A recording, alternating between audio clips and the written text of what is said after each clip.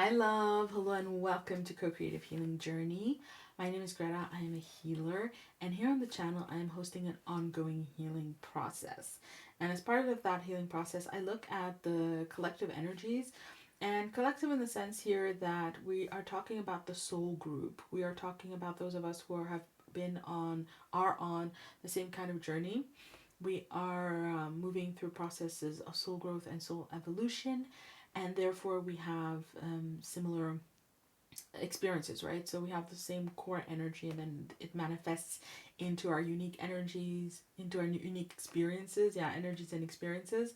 And it also does create a group experience. So this is what I create content for here on the channel, where I share messages, and then I also have a Patreon where I extend some of those messages and also bring some create some energy work in order to help us heal. So heal, grow into greater wholeness, so that we can navigate this process with the utmost grace. And of course, Spirit is saying success, because we're coming into a new time, and it's a time to manifest. It's a time for things to start happening. And Spirit is actually talking to me about the summer solstice as a threshold into a new age, the age of wisdom. The age of wisdom is beginning. And I'm actually seeing kind of like Egyptian hieroglyphs, Egyptian symbolism, and especially the pose where they are praying to the divine, the prayer pose. And so, yeah, it's a time of like prayers coming true, but it's also a time of living in accordance with the knowledge that you look to Spirit, the knowledge of co-creation. That's wisdom. Co-creation, seeking co-creation is wisdom, and it's about how you've grown and how you've evolved, and how you have created a certain experience for yourself that you're now ready to live out to a larger degree, and also in a different way. It's just a night and day. Actually, I was just experiencing it the other day, where I was watching something, or I read a story, and it triggered me so much, and I couldn't figure out why I was so triggered. And in the end, I figured it out. It's because it lacked wisdom. It was such an unwise perspective and such an unwise thing to do, and it was really triggering me. And that's because I'm shifting. We're shifting, and wisdom is quite rare on this planet. And this kind of relationship to self, relationship to spirit, is quite rare, but it's also very, very needed. And so it needs to become a lot more visible. And in the currency of our world, visibility is success. It is material success, personal success, relational success. It is about having things to manifest, to create, to show, in order to then be recognized, because the recognition is not just for you and the work that you've done, but it is also for everybody else to benefit from me to benefit from your success, you to benefit from mine, but also people beyond the soul group being able to benefit from it, even though they don't have the same ability to recognize the path that leads to that, the path that has manifested, right, they won't be dwelling and manifesting within the age of wisdom, but they're going to be able to see it, to see that there's something going on, there's something there, there's a calling into that on some level of their soul, but it's just less pronounced. And all of those elements and all of those levels matter. And I'm trying to get into the cards, but Spirit really wanted to bring through that message that all of those levels matter. And again, it's a matter of wisdom to see things in this perspective. It's a matter of wisdom to take the time and share this message, instead of going into, well, we're here for cards, we gotta draw cards, and all of these dynamics. And it's part of the shift that we're going to be slowly building into. And I don't mean slowly in the sense that it takes a lot of time. I mean slowly in the sense that there's a lot of pieces to it. It's a process. It's an evolution. So that being said, yay, I finally get to return a card. We've got Goodwill with Goddess Gaia and Ocean Jasper. We have got, of course, Goddess Tara and Tibetan Quartz, Her Eye Ever Open. Goodness gracious me when I tell you what this card is about. And finally, we have the Untamed, Goddess Freya and Amber, the Untamed. So we have 3 cards with the red border. And in this deck, the red border are the Goddesses card. And they talk about the process of moving from manifestation into, what's it called? from energy into manifestation. So there's bridging of as above, so below, which is so much of what I've been talking about this whole month. And it just fits so very, very beautifully. And this is the threshold. This is energy that's been building up for a long time that is manifesting. Now, with this goodwill energy, Spirit is saying that it's not something that we often do or often think about, but it's important to understand. And that's why I took the time to bring that message through, that it's centered on goodwill. There's a higher and broader energy at play than you, what you want, where you want to go, what you want to be. There is a shift here, and I feel like this looks like the planet. There's a shift in evolution that is happening on the planet, that is happening in humanity, right? And then as a whole, as a species, but also in each of us individually. And the goodwill is talking about how there's a direction towards good, there's a direction towards things that are manifestations of good, manifestations of love, basically. Things like healing, justice, togetherness, wholeness, forgiveness, renewal, those kinds of things that we're moving into as a whole, as a group. There's like billions of us that are just moving into a higher dimension, higher way of being, into this age of wisdom. It is a shift for the ages, Spirit is saying. You know, when an age shifts, it's not like New Year's when you go from one year to the next. It is the energy of, let's say in my belief system, it would be 26,000 years. Energy of 26,000 years moving, transforming, shifting into something new. That's a lot of energy. That's a lot of people. That's a lot of souls. I mean, if you're thinking about this life, past life, all of those dynamics, it's just a lot of energy. But goodwill, it is all good. It is energy that is happening for your own good, for your own blessings, and again, for each and every single one of us, but also for humanity as a whole. Now, I can't make this reading and have it apply to everybody else, right? It's something we can just know logically. I can't go into Gaza and make this reading and tell them these shifts and these transformations, it's all happening for your own highest good. That wouldn't make any sense. Now, some of you may be in Gaza watching this, and if you are, oh my God, like, yeah, it's not even respect. It would be something else. I can't even imagine those kinds of energy differentials.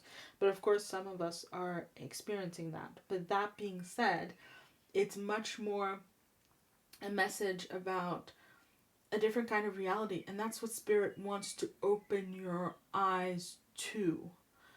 Now, with her eye ever open, this is a card that talks about how you have a mission, you have something that Goddess Tara, that the Divine Feminine wants you to manifest and to be and to express and to create in this world. And so for that purpose, you are protected, and you will be protected from all forms of harm, and especially from any kind of intrusions and influences that would lead you off your path, that would hinder you, that would get in your way. There's protection here. Her eye ever open, and protection again from intrusion, from undue influence, from distortions, interloping, those kinds of energies. And that's the time that you're stepping into, right? So again, where you're going to be aligned with the higher dynamics and this goodwill of what's going on the planet, and you're moving in alignment with that, the protection will be even stronger for you in everything that you are, that you do, that you seek, that you receive, that you create, that you manifest, that you share, that you embody, and so on and so forth. Now, the Untamed here is talking about, how do I put this? Well, departure. That's what I call it, conceptually, departure. And the Untamed is a card that talks about breaking free from mass consciousness, and especially mass consciousness in the sense of conditioning, shared conditioning, and shared behaviors that are not in alignment with love, things that don't serve us, that don't serve the highest good. There's a tremendous amount of destructive energy that I'm cluing into here. There are people in this world that, because of the life that they've lived and the experiences that they had, and in how they choose to live through all of that for their own reasons, absolutely, there's no judgment there, but there is clarity that there are people, places, things, dynamics, situations, and circumstances, but also institutions that are not pulling in the direction of this. They are not pulling in the direction of this new energy. They are not living in wisdom. They are living in what I like to call stupidity. Now, obviously, that's a common word, but it's a concept. I have a conceptual understanding of stupidity that I formed while I was watching The Day After Tomorrow. I think no, it's not The Day After Tomorrow. It's the one with is it The Day After Tomorrow? It could be actually. It's the one where there's it's a movie where there's a version with Keanu Reeves that I love, where there's an alien who comes to Earth from a much more advanced civilization, and so you see in the movie how they have the Ministry of Defense in the United States who has to deal with the situation, right? It's part of the story. And so what do? They decide to use weapons on this highly advanced being with higher technology, more advanced technology. But that's what they know to do. That's the conditioning. It's fear. Of course, they're here to attack us. Of course, they're here to subjugate us. And there's not even the thinking of, they're more technologically advanced, so maybe it's not a good idea. It's stupidity. It's just formatted. It's just conditioned. We're just going to do this, right? It's the way we've always done it. It's what makes sense. It's how I think that everybody is, because that's how I act, right? I act to subjugate all, so I assume that everybody acts to subjugate all. It's stupidity, and it's at the core of it is conditioning. It's why you have people who go to Harvard Business School or wherever who explain to you that politicians created the explained to me, actually, it's a very personal experience, but they're explaining to me that politicians created the 2008 economic global meltdown, not the banks. It wasn't the banks, it was the politicians. It's stupidity, but it's conditioned. They went to a very prestigious university that taught them that. It's those kinds of things. Like you see all these presidents, they all went to Harvard, but they all think the same thing, and they all have create catastrophe after catastrophe after catastrophe, because the conditioning is very small. It's very limited. It's very unwise. It's very, very unwise. And so there's a dynamic at this time. I've been going on and on. Forgive me. But again, it's something that I love and I'm very passionate about. But there's this dynamic at this time of realizing it, right? So at this time, here and now, for now, it's much more about an awareness that there is this shift that is going on, and it requires different ways of being, of doing things, of creating, of living together, of loving, of sharing, all of those things that I was mentioning. It requires a different kind of creativity, but we can either lean into it and then find a tremendous amount of protection in those shifts and those changes, again, not just for ourselves, but for the people around us, for humanity as a whole, or we can stay in the conditioning in the process. And I feel like you're going to be seeing, noticing, understanding how much at this time this conditioning is alive and well, and you're going to see the harm that it's creating in the world. I was talking about Gaza. That's a manifestation of this level of conditioning. We've got so many different things. We've got colonialism, we've got racism, we have got capitalism, we've got militarism, we've got so many different things that are overlapping one another and creating this, right? Then we have how the media works, and we have how education systems have clearly failed in so many countries around the world. All of these things that are layered together, they're working together. It's not just one thing, it's a systematic thing. It's like a systematization of unwiseness, and you're seeing it and you're engaging with it. But it's not to fall prey to opposition to it, because that would also be unwise. It's to see the goodwill and the protection inherent to shifting out of it. For example, at a basic level, untamed old conditioning would be what leads to climate change. And then her I ever open, this could be you trying to live in a much more sustainable kind of way. And then it's good for you, but it's also good for the planet, and it's also the direction that we're moving it. It's all of these levels, the macro, the micro, that are getting interconnected and that are, I feel like it's coming online. It's like a new reality coming online, operating from different principles, a different way of knowing yourself, knowing your place in the world, and even knowing the world and how it's functioning and how it's moving. So I hope that that makes sense. That was a lot of talking. We've got Nine of Cups upside down. Interesting. Was that unwise of me to talk that much? Oh, we've got Eight of Pentacles upside down. We have got the Ten of Swords, illusion.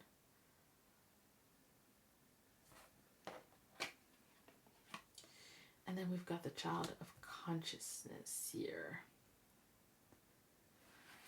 Let's see what we have.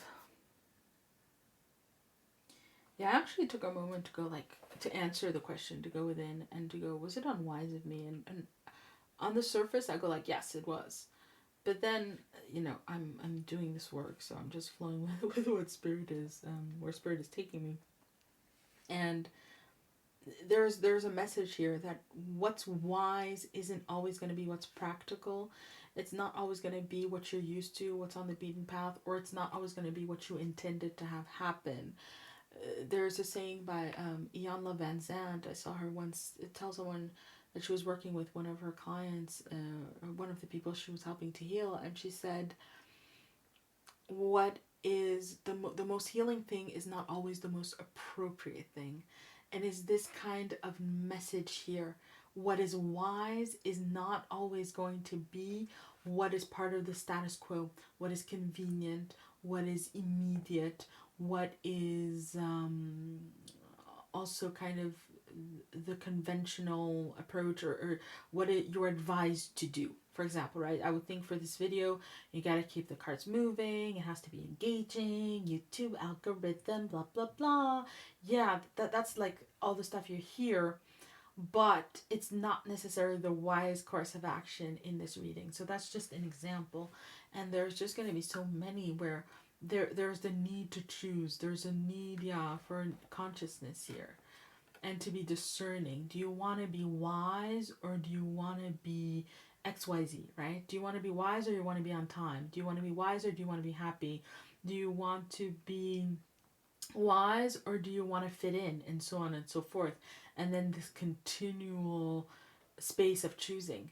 But Spirit is saying, with this card showing up like this on the dragonfly, which is a symbol of renewal, and this child just arms open, happy, flying, there's the message that there is inherent liberation in you even being in a position to choose either. Most people on this planet, they're just here. They're just tamed. They're just in the status quo.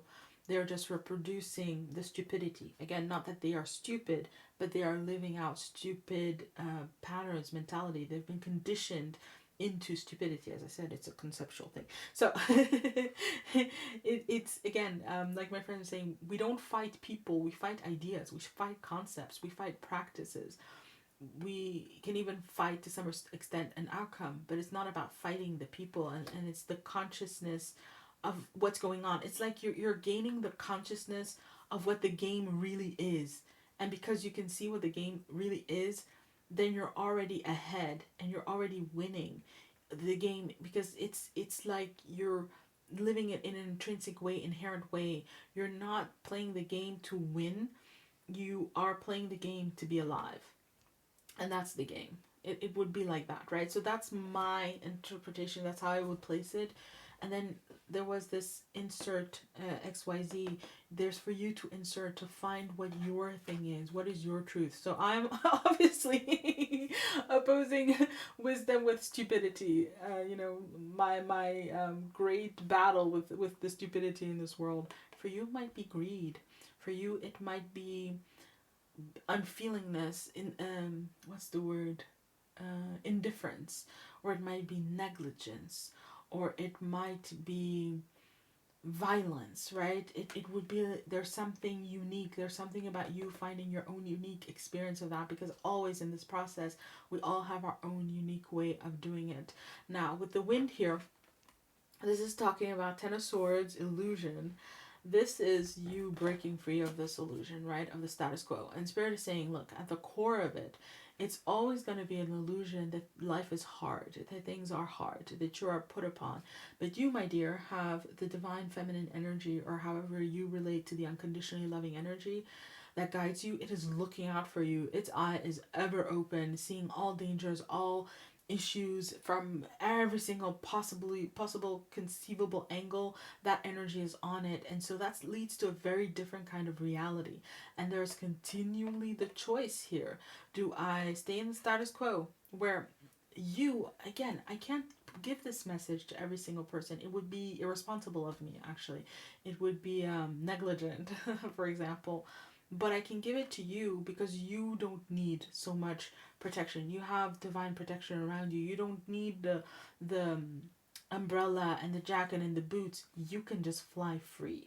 You can just fly free through the work that you've done and what you now can embody. And it's a very different consciousness to have in this world. There are challenges. Scarcity is a realized thing. And so there's the economy, for example. It does unfold in a way, and the algorithm does work in a specific way. And so I can't tell everybody to disregard the economy. I'm not telling you to disregard the economy either, but I can't tell everybody that their energy and their path is going to allow them to transcend economic dynamics, economic trends, and so on and so forth. But I can tell you, and that's the consciousness that's here for you in this age of wisdom moving forward. The wisdom lies in where you put your faith, where you put your energy, where you put your focus. And with nurturance upside down, this is not something to do just once and that's it. This is something to do over and over and over and over and over again. In 2014, I finished university, and then I was going to start looking for a job again because that's what everybody does, and everybody blah blah blah. You have to go on a job, go into this what are they called, like multinational companies. They have to do this whole thing. But for me, there had been events in my life, and so I came to a point where I just felt like I need to heal. I need to heal now. I need to do this work now. Otherwise, I'm just going to drag it on with me throughout my life. I just need to take some time now, and I'm going to heal. And that's what I did. It was my job. And that's Eight of Pentacles energy. It's occupation. And in modern times, we make that occupation work.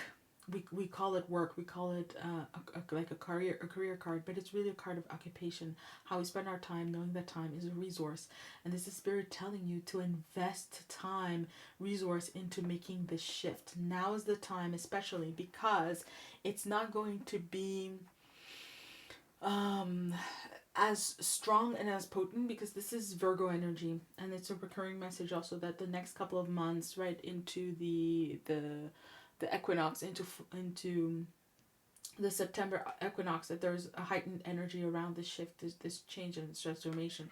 So there's also this. There's it's now time to put energy into shifting our perspective, into looking at things in a different way. It won't be forever, but it's something that needs to be nurtured at this time, and it's something that we need to focus on nurturing. Upside down for me is also internalized energy, so the very much about nurturing yourself and nurturing the things that are going to allow you to ground in this energy, because that's important. Like I was saying with my healing, that was my job for a year. I was healing, so I went to see a professional healer, and then I just invested in that healing process so much. Every month we were doing a certain chakra. I started reading up about chakras at that time, and then I was doing activities that had to do with the themes, and so on and so forth. And people were telling me, I would go to parties. What do you do for a living? Yeah, the conditioning, right? First thing you ask people, what do you do for a living? How do you earn your money? And I was like, oh, I'm healing. And it's those kinds of things. That was my job. And this is Spirit saying, like, make it your job, make it your occupation to make this shift, to step into the age of wisdom in a grand old way. Yeah, with style. There you go, joy. And upside down. Now, when we see the Ten of Cups, that is ultimate fulfillment. That's happily ever after. That's this complete fulfillment that for me happens beyond the self, with other people. There have to be people, places, things that enter into the manifestation of the Ten of Cups. Nine of Cups is happiness that we can create for ourselves, by ourselves. It's self-satisfaction. So it's a wish fulfillment, but it's a wish fulfillment for me, for us. And so when it's upside down, Spirit is coming in to accentuate the notion and saying that this is a time to focus on making yourself happy. If you want to dance around with dolphins naked, do that. And it maybe it's not part of the status quo. Maybe other people won't understand it. Maybe other people won't value it. That's fine. This is really a time to focus on what satisfies you, what brings you fulfillment, what brings you joy, what lights up your life, because it's an experience that is far more aligning, right? Aligning you to this greater wisdom and this greater unfolding for the world, because Spirit itself wants you to have joy. Spirit wants you to experience joy in every single moment of your life, because that joy is the experience of the essence of life. When you're in this space where you're experiencing the essence of life, it's just pure joy, pure joy. If you've ever seen people like sages who just start laughing, or laughing Buddhas like that, it's that kind of facet of the core experience of life. And so joy is incredibly important at this time, and Spirit is kind of giving you this what's the word, it's like a hint of something to follow in order to move deeper and deeper. It's like a red thread, a common concept to follow this energy and follow the joy. That's really going to be something that helps you to stay in alignment with this greater dynamics, and especially prioritize your happiness, your fulfillment, your joy. This is a very big energy. Again, we were talking about how it connects on so many different levels, multidimensional levels. If you try to start by aligning lots of different people, lots of the different dynamics, it's going to be problematic. Start with you. The 10 will follow, right? I believe it's actually in the full moon reading, come to think of it. So that energy is set to follow, but again, it's a process. Start with you. Focus on you. Focus on the little things, right? It could be like, imagine if you decide every morning that you find your joy in a cup of tea in the morning. And then every morning you give yourself that cup of tea. That's an incredible accomplishment, right? Boom, right there. You're in this energy, you're in this alignment. And it's very simple and straightforward to do. The things that bring you joy are going to help you to align in this energy very, very powerfully, and allow you to make this shift and to settle in this consciousness so much more clearly. Do I go to that dinner party where everybody is just so boring? Or do I stay here and read Ascendance of a Bookworm? I got specific, but it's like that. Where's the fulfillment? What's going to make me happy here and now? And you're aligning with the goodwill that the universe has for you. It is that degree. You might even choose it and then people call and cancel. Again, that was very, very specific. Take away the sun upside down. You can't go wrong in this energy. I love it. This is the energy of the new age, the goodwill. It's the sun. The highest energy card in the tarot, and the card that has, the only card that has no negative aspects. So even if the sun shows up upside down, there is no negativity to it. It isn't limited. It's just an indirect kind of energy. And this is Spirit saying that you're headed into a space that is very bright and that is going to dispel any and all darkness from your life. But it is a process, and it's about starting here and now, aligning through what you love, making the shift in consciousness, really working the process step by step, because it's even more than this, right? But this is the work here and now for this time, and kind of for the next 3 months into the equinox. We do this work, engage with it, and little by little there's a lifting. And also the upside down aspect, I feel like it's in your own life. You're going to be able to lift a lot of darkness in your life, and maybe the whole world won't shift straight away. And I say maybe because I never want to affirm anything other than that. So maybe the whole world won't magically heal itself, but your life will here and now. You will here and now, right? Maybe the whole world won't see the light of divine co-creation unfolding in every single moment here and now, but you will. And so there's also the willingness and the strength, the empowerment also to claim your happiness, claim your divinity, claim your joy, claim your success, claim your truth. Again, take what resonates and or, right? Claim what is here for you, what is emerging into your life at this time, even though not everybody else will be privy to it, not everybody else will be able to go there with you here and now. Don't let it hold you back. So, my love, that was the long reading. I love it. I love it. It's so stupid. But it's there. And so we choose, right? I made the reading anyway. I'm still here, still talking.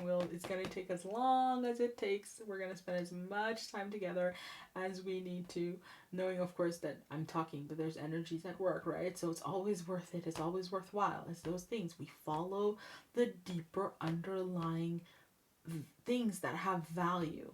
The truth, the light, the love, the creativity, the peace, the joy, those underlying things, that is what has true value and what really matters in the world. And especially matters, comes into matter, comes into manifestation, where you are now, where you're headed, and how you're going to live from now on in your life. Isn't that exciting? Isn't that wonderful? Okay.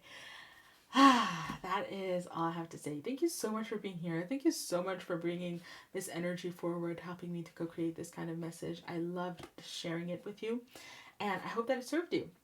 I would love to hear how you're receiving it. Drop me a line if you want to share. Sending you lots of love, wishing you all the best. May you be blessed always and in always, and I'll be seeing you around. Bye.